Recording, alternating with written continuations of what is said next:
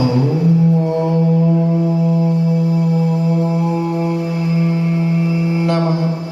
सिद्धेभ्यः।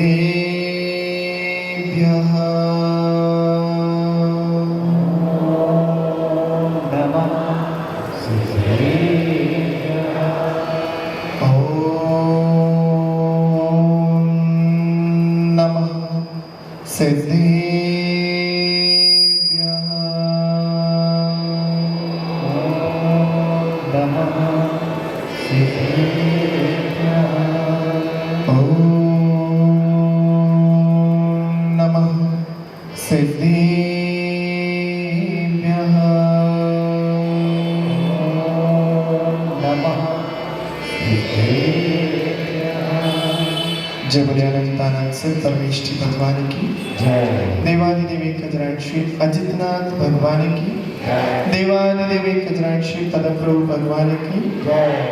परम पिता परमेश्वर साक्षात वेदी में विराजमान त्रय तीर्थंकर भगवान की जय। परम पूज्य चार चक्रवर्ती आचार्य भगवान श्री शांति सागर जी महाराज की जय। परम पूज्य भिक्षम ज्ञानोपयोगी आचार्य गुरुदेव श्री वसुनंदी जी मुनिराज की जय। अहिंसा विश्व धर्म की जय। जिनवाणी माता की जय। जय परम पूज्य श्री शिवानंद जी मुनिराज की जय। मासूम धन कीर्ति चल दिया श्री दत्त की कुटिलता को जाने बिना और उस पत्र में क्या लिखा है इस बात का विचार किए बिना ही वह उस नगर की ओर चल पड़ता है जिस देश का नाम अवंती है। और रास्ता लंबा है, चलते चलते उज्जैनी में पहुंच जाता है। बाहर उद्यान में थकान को महसूस करता हुआ थोड़ी देर के लिए उद्यान में ठहर जाता है और पेड़ के नीचे थोड़ी देर के लिए लेटता है कि उसकी नींद लग जाती है। वहीं उस उद्यान में फूल तोड़ने की भावना को लेकर अनंत सेना नाम की वेश्या आती है और वह फूल तोड़ने के लिए नाना वृक्षों से नाना पौधों से फूल तोड़ते तोड़ते उसकी नजर फूल जैसे उस धन कीर्ति पर पड़ती है।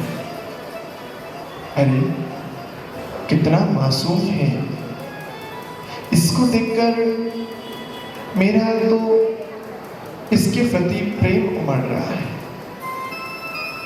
वात्सल्य की तरह इसको देखकर ऐसा लगता है कि कभी इसने मेरा उपकार किया हो। इसको देखकर वासना नहीं जागृत हो रही। इसकी सौम्य मुद्रा देखकर मुझे बहुत आनंद आ रहा है। और वह उसके पास जाती है, देखती है गले में कुछ पत्र सा कागज का टुकड़ा बना है। उत्सुकता से उसने उसको खोला और देखती है इसमें तो इस मासूम को मारने की सजा लिखी है। वह उस पत्र को पढ़कर बड़ी अचंभित है कि कोई इतने मासूम को भी मारने का षड्यंत्र रच सकता है। उस पे वेश्या थोड़ी सी बुद्धिमती थी, ज्ञान संपन्न थी। उसने आंख के काजल से और सिलाई के माध्यम से उस पत्र को पुनः लिख दिया।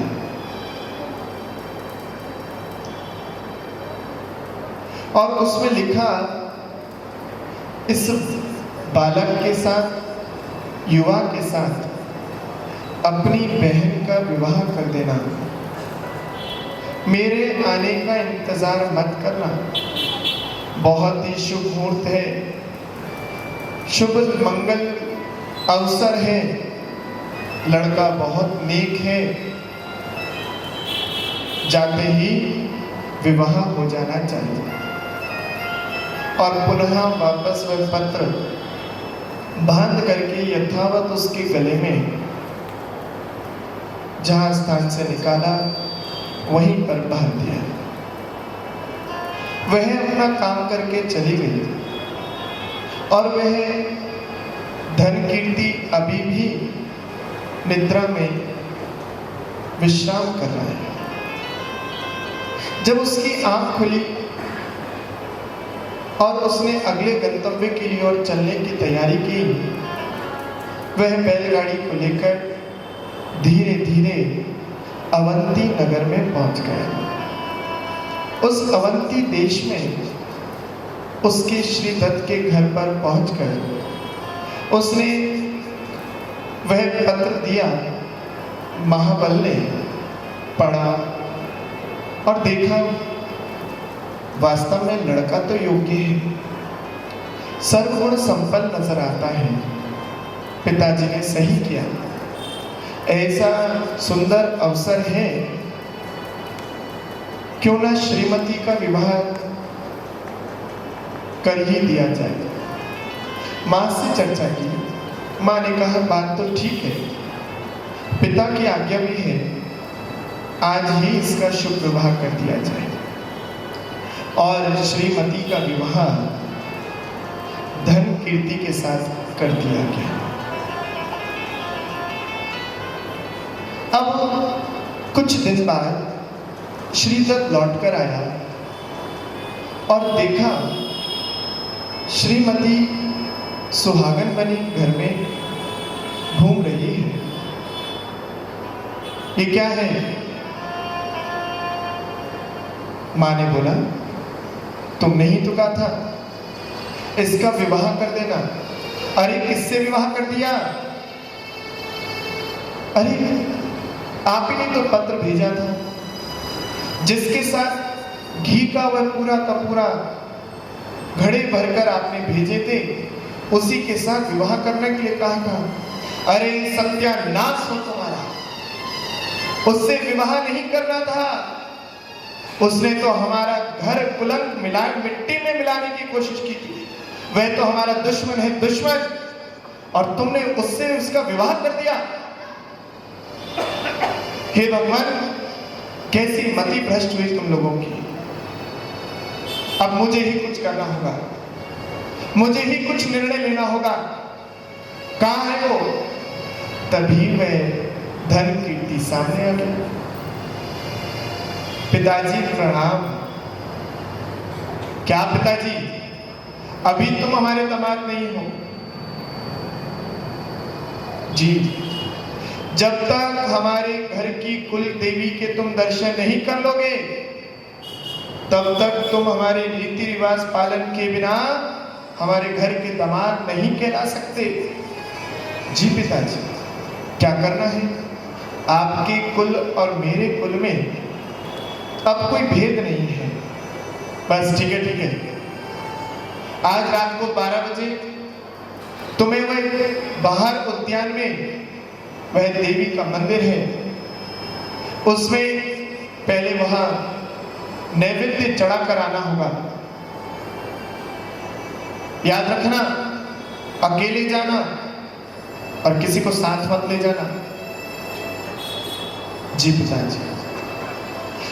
तुरंत वह जाता है और वहां के देवी के पंडित से जाकर मिलता है, मैं आज रात को 12 बजे एक लड़के को भेजूंगा, और जैसे ही वो तुम्हारे यहाँ पर देवी के सामने नैवेद्य चढ़ाए, अपनी गर्दन झुकाए, तुम उसके ऊपर तलवार से वार करके गर्दन अलग कर देना। क्या मिलेगा? तुम्हारे लिए मुंह मांगा इनाम मिलेगा। बस मेरा काम हो जाना चाहिए। जी। और वह अपनी बात तोल मोल करके वापस आ गया और रात के 12 बजे वह उस दामाद को यानी धनकीर्ति को भेजता है, जाओ समय हो गया है, देवी के आगे बलि चढ़ा कर आओ, अर्थात नैवेद्य चढ़ा कर आओ, मिठाई चढ़ा कर आओ। पिताजी की आज्ञा को धारण करके वह चला जा रहा है, गांव के रास्तों से गुजरता हुआ, सुनसान, ना आगे ना पीछे कोई। काली अमावस्या की रात्रि और उसमें जंगली जानवरों की आवाज भय तो आकुलित तो कर रही है, लेकिन निडर होता हुआ चला जा रहा है। पिता की आज्ञा को पालन कर वह महाबल किसी काम से गांव से बाहर गया था और वह लौट रहा था। लौटते हुए रास्ते में मिला, अरे जीजाजी इतनी रात को कहाँ जा रहे हो? कुछ नहीं, तुम्हारे पिताजी ने ये मिठाई दी है देवी के आगे चढ़ाने के लिए, बस वहीं जा रहा हूँ, कुल परंपरा को निभाने के लिए। अरे पिताजी, कहाँ उनकी बात पर आ गए तुम? वह पिताजी तुम्हें भेज दिया इतनी सुनसान रात में, मेहमान हो, कोई रास्तों का मालूम नहीं, लाओ ये थाली मुझे दे दो, मैं तुम्हारी तरफ से देवी के आगे चढ़ा दूंगा। नहीं नहीं, ये तुम्हें नहीं दे सकता, पिताजी ने मुझसे कहा है। अरे तुम कुछ मत कहना, मैं अपने आप संभाल लूंगा, मैं अपने पिताजी को जानता हूँ, कोई फर्क नहीं पड़ता। और उसने जबरदस्ती करके वह थाली हाथ में ले ली और मंदिर में पहुंचा। जैसे ही उसने बलि चढ़ाई, वह द्रव्य सामग्री अर्पित की, वैसे ही ताक में बैठे उस पांडे ने जोर से तलवार का वार करके उसकी गर्दन अलग कर दी। प्रातः काल हुई। प्रातः काल जैसे ही श्रीदत्त की आंखें खुली, बाहर आकर देखता है धनकीर्ति मंजन कर रहा है, दातुन कर रहा है। अरे तू कहां से आ गया? मंदिर में नहीं गया क्या? पिताजी आपने कहा था ना जाना, तो मेरे लिए गुवारा ही नहीं था। आपने कहा था मैं गया था, तो फिर क्या मंदिर में प्रवेश नहीं किया? क्या वह वो फल की टोकरी नहीं चढ़ाई? पिताजी, बात असल में ये थी, मैं तो जा ही रहा था, लेकिन रात्रि में साले साहब सामने से आ रहे थे और उन्होंने जबरन मेरे हाथ से वह थाली ले ली और वह खुद मंदिर चले गए। नहीं, ये नहीं हो सकता भगवान, मैंने अपना बेटा खो दिया, दूसरे के मारने के लालच में अपने ही संतान का घात कर दिया। कितना निर्दयी हो गया।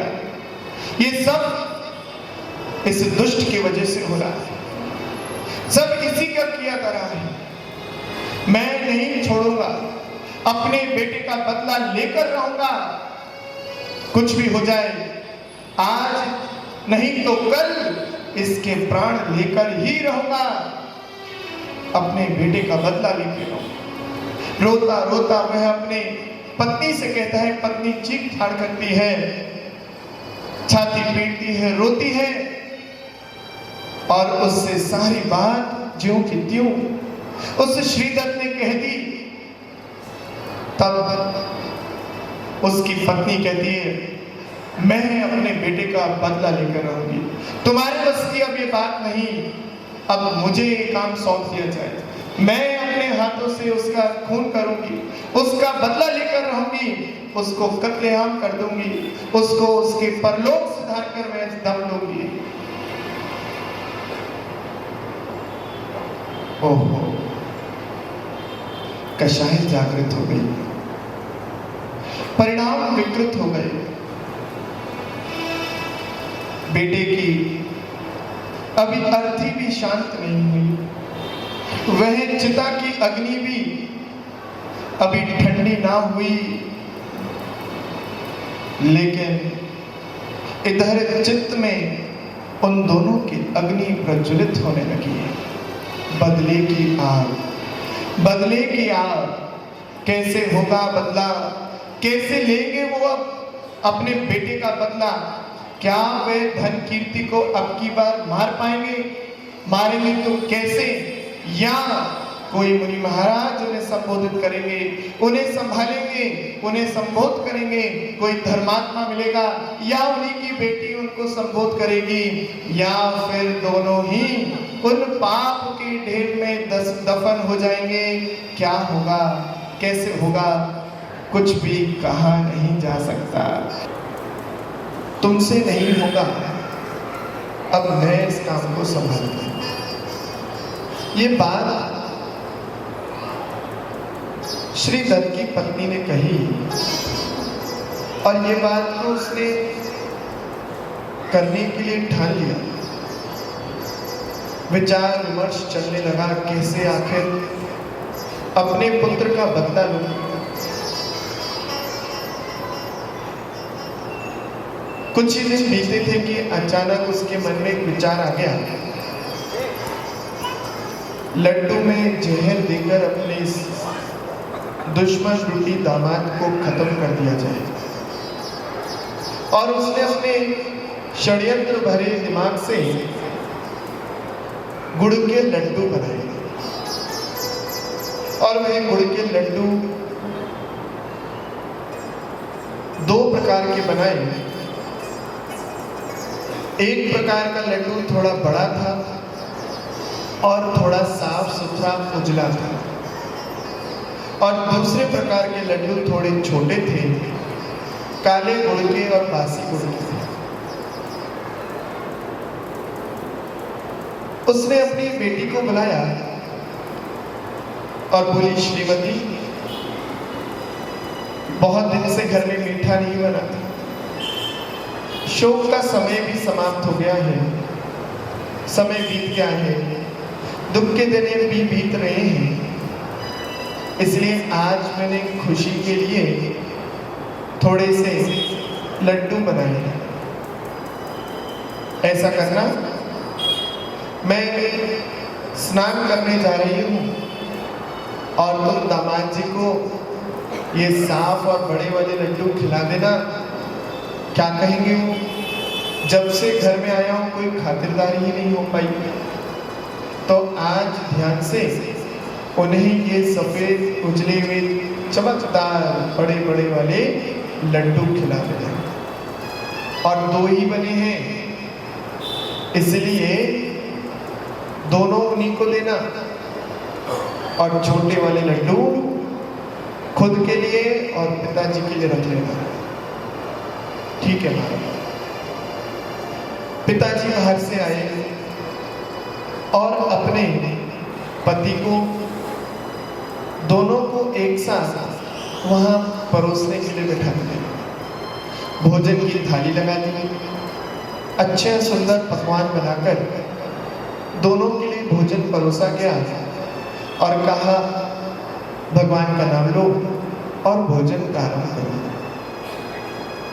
दोनों ने भोजन करना शुरू किया, बहुत ही खुश थे, अच्छा स्वादिष्ट भोजन है। और जैसे ही लड्डू परोसने की बात आई, तब श्रीमती ने सोचा, कैसा लगेगा पिताजी को कि मैंने कुछ ही दिन में अपने पति की हो गई, बचपन से मुझे पाल पोस कर बड़ा किया, और मैं अपने पिता के प्यार को भूल गई। अच्छा नहीं, इसलिए काले और पुराने लड्डू मैं अपने पति को दे देती हूँ और ये उजले बड़े लड्डू मैं पिताजी को देती हूँ। और उसने वह लड्डू बदल दिए, उजले बड़े लड्डू तो श्री दत्त को परोस दिए और छोटे काले लड्डू अपने पति को दे दिए। दोनों ने खाए और जैसे ही श्री दत्त ने चख लिया वही उसका गला रुंध गया। जहर ने अपना काम करना शुरू कर दिया और वह अपना गला पकड़कर वहीं धरती पर लौटने लगा। क्या हो गया, कैसे हुआ, चिल्लाने लगा और चिल्लाते चिल्लाते मर गया। आवाज सुनकर, शोर शराबा सुनकर, बेटी की चीख की आवाज, अंदर मां स्नान करती हुई बड़ी खुश हो रही है। आ गई आवाज, मेरा काम बन गया। कितना सरल था, सहज था। अब देख मेरे पति मुझको कितने उपहार देंगे। और वह जल्दी से बाहर आती है, नाटकीय आंसू बहाती हुई, क्या हुआ, क्या हुआ बेटी, क्यों रोती है? और बेटी तो छोड़, सामने अपने पति को दे वही चिल्लाने लग जाती है, हे भगवान क्या हो गया इन्हें। बेटी रोते रोते बताती है, ना जाने क्या हुआ माँ, मैंने लड्डू इनको खिलाए और लड्डू खाते ही पिताजी का देहांत हो गया। कौन से लड्डू खिला दिए तूने? वही जो आपने दिए थे। मेरा मन नहीं माना, मैंने लड्डू पलट दिए थे। मैंने अपने पति को काले लड्डू और पिता को गोरे साफ सुथरे उजले हुए लड्डू दे दिए थे। बहुत सुंदर किया बेटा तूने, कहाँ है वो लड्डू, मुझे दिखा। जैसे ही उसने कहा ये लड्डू थे बेटी, तेरे पिता ने अपने हाथों अपने पूरे परिवार का देहांत कर दिया, नाश कर दिया। और ये समय मैंने ही ये जहर वाले लड्डू बनाए थे तेरे पिताजी के कहे अनुसार। तुम दोनों सुखी रहना, खुश रहना, हमें माफ कर देना। हमने तुम्हारे लिए बुरा सोचा। दामाद जी से क्षमा मांगती है, धन कीर्ति से क्षमा मांगी और कहा बेटा ये घर परिवार सब तुम्हारे लिए मैं सौंप के जा रही हूँ। सारा संपत्ति आज से तुम दोनों की है। और देखते ही देखते उसने लड्डू खा लिया और मां भी मृत्यु को प्राप्त कर ली। बुरे का अंत बुरा ही होता है। वह दोनों मृत्यु को प्राप्त हो गए। जैसे विचार बनाए वैसा ही उनको फल मिल गया। उन दोनों का अंतिम संस्कार किया गया। समय व्यतीत हुआ और धन कीर्ति आज भी सुरक्षित है। उधर गुणपाल भी यह जानकर कि श्रीदत्त मृत्यु को प्राप्त हो चुका है, वह लौटकर आता है, अपने पुत्र से मिलता है, सीने से लगाता है, बड़ा ही सुख शांति का अनुभव करता है। सुबंधु का विवाह एक योग्य वर से कर दिया, ये बात की सूचना देता है। दोनों ही अपनी मां और अपनी पत्नी से क्रम से मिलते हैं। धनश्री अपनी बहू श्रीमती से मिलती है। चारों बड़े ही खुशी खुशी वहां पर अपने जीवन को व्यतीत करते हैं। यह बात वहां के राजा विशंबर को भी खबर लगती है। ऐसा पुण्यात्मा जीव कौन है और उस धन कीर्ति को अपना दामाद बना लिया, अपनी पुत्री का विवाह उससे कर दिया। यही भविष्यवाणी उन शिवगुप्त मुनिराज ने की थी कि इसका विवाह राजा की पुत्री से होगा। उस राजा ने उसको आधा राज्य भी दिया और उसे नगर सेठ घोषित कर दिया, इस पुण्य की बलिहारी है। कुछ समय बाद वह धर्मात्मा परिवार षड आवश्यक कर्तव्यों का पालन करता हुआ सच्चे देव शास्त्र और गुरु की आराधना करता हुआ समय को व्यतीत कर रहा था कि जंगल में यशोध्वज नाम के मुनिराज के आगमन की खबर लगी। सब लोग बड़े ही प्रसन्न चित्त मुनिराज के दर्शन करने की भावना से उनके ओर प्रस्थान करते हैं और वहां पर संयोग से वह अनंत सेना वेश्या भी पहुंच जाती है। मुनिराज से धर्मोपदेश सुनते हैं और गोपाल ने हाथ जोड़कर प्रार्थना की कि हे भगवान, ये धन कीर्ति इतना पुण्यात्मा है, आखिर किस फल के कारण ऐसा इसने कौन सा पुण्य किया कि इसे नगर सेठ बनने को मिला, इसके प्राण बच गए। मुनिराज है जो मनहे पर ज्ञानी थे, उन्होंने अपने अवधि ज्ञान आदि से जानकर उस विषय का संबोधन करना प्रारंभ किया और उन्होंने कहा, पूर्व भव में यह मृगसेन धीवर था और इसने 5 बार प्रथम मछली को जो छोड़ा था, अभय दान दिया था, इसलिए इसके भी 5 बार प्राण बचे। पहली बार इसको भंगी के हाथ भेजा था, तब इसके प्राण बच गए। दूसरी बार चांडाल के हाथ भेजा था, तब इसके प्राण बच गए। तीसरी बार जब ये उज्जैनी में उद्यान में सो रहा था, तब अनंत सेना ने इसके पत्र को बदलकर इसके प्राण बचाए। जानते हो यह अनंत सेना कौन है? यही अनंत सेना वह मछली थी जिसके 5 बार तुमने प्राण बचाए। उसी दया के परिणाम से, उसी उपकारों के भाव से इसने तुम्हारा वह पत्र बदला। चौथी बार जब देवी की मंदिर में जाते हुए फल चढ़ाने के लिए प्राण बचे, और 5वीं बार जब सासू के हाथ के जहरीले लड्डू खाने से बच गए। ऐसे इसके 5 बार जीव दया के फलस्वरूप 5 बार प्राण बचे।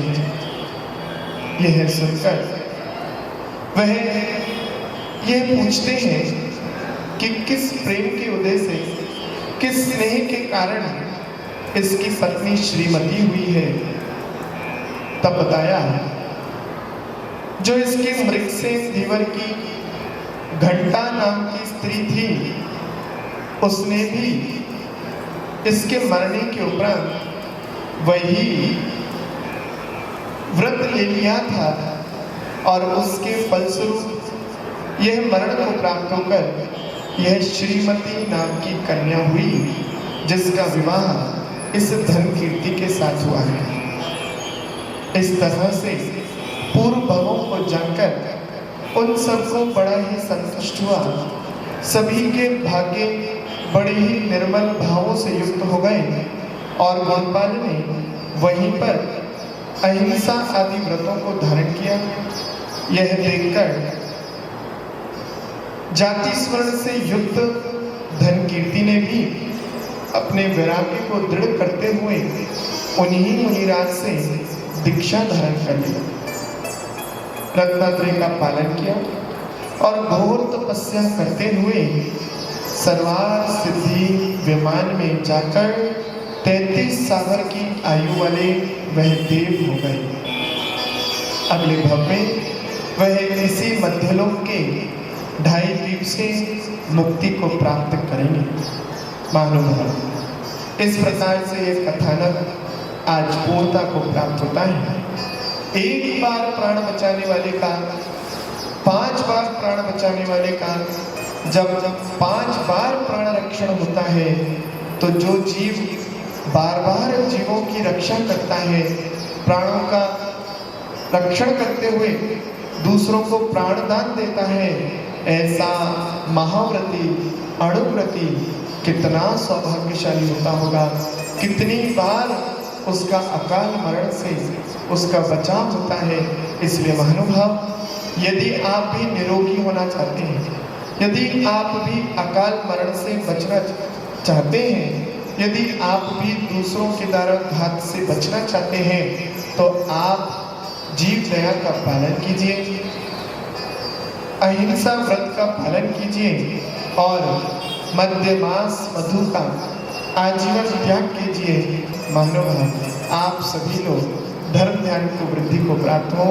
आज के लिए बस इतना ही। बोले महावीर भगवान की